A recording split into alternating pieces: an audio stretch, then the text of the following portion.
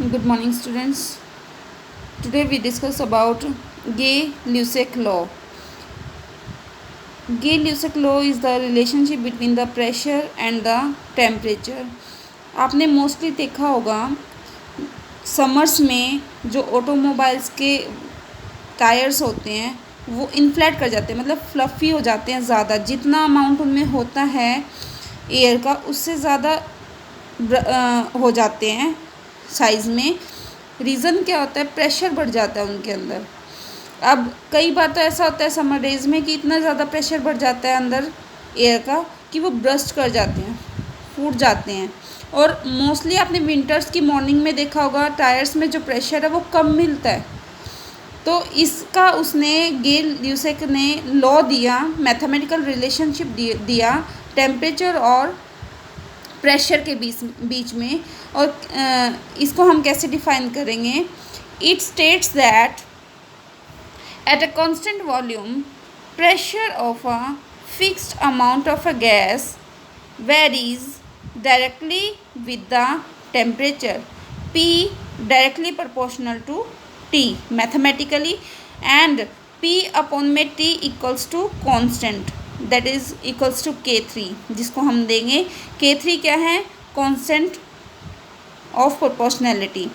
This is the relationship derived from the Boyle's law and the Charles law between the pressure and the temperature at constant molar volume.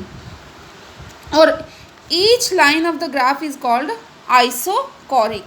Isochoric का मतलब क्या है? यहाँ पे isochoric मैंने आपको पीछे भी बताया था, आइसोथर्मल के बारे में बताया, आइसोबार के बारे में बताया। यहाँ पे उसने लिखा आइसोकोर। कोर का मतलब वॉल्यूम और iso means constant, that is constant volume की बात कर रहा है। अभी गे-ल्यूसेक ने यही कहा है कि कांस्टेंट वॉल्यूम पे और जो प्रेशर है फिक्स्ड अमाउंट ऑफ गैस का वो डायरेक्टली प्रोपोर्शनल होगा किसके? टेम्परेचर के। भाई मतलब कहने का ये है कि वो टोटली डिपेंड करेगा टेम्परेचर पे। टेम्परेचर अगर बढ़ेगा तो प्रेशर भी बढ़ेगा, और अगर टेम्परेचर डिक्रीज़ करेगा तो प्रेशर भी डिक्रीज़ करेगा। डायरेक्टली प्रोपोर्शनल है वो एक दूसरे के।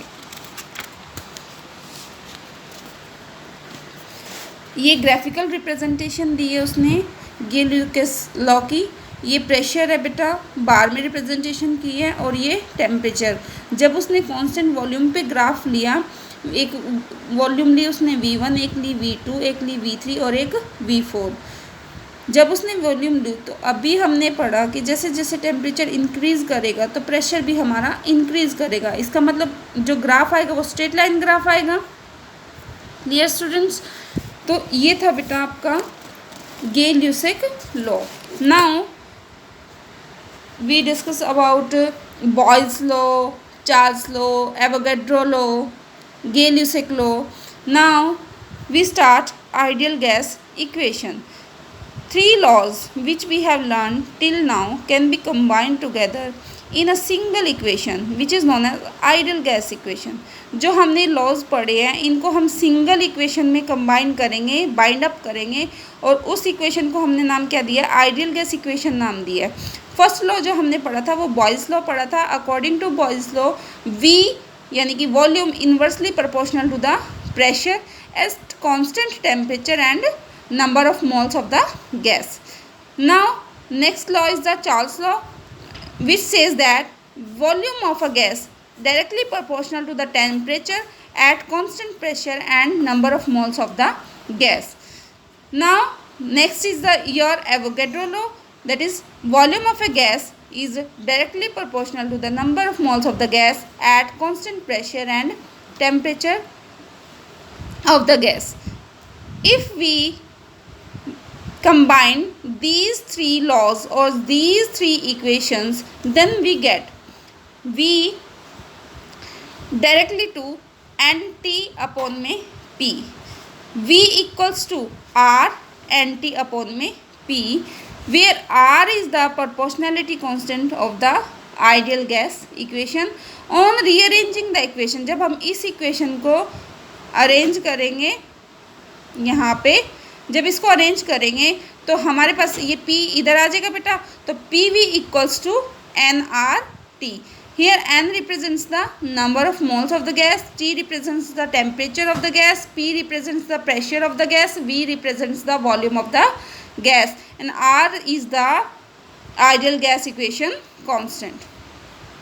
Now equation will becomes PV equals to nRT.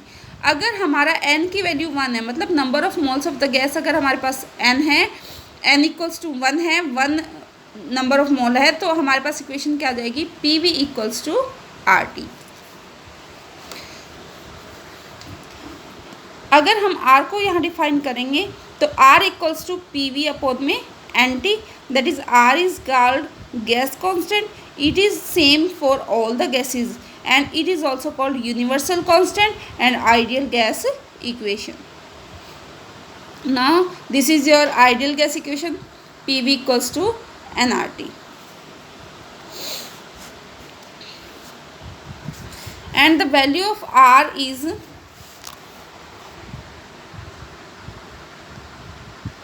8.314 joule Kelvin inverse mole inverse.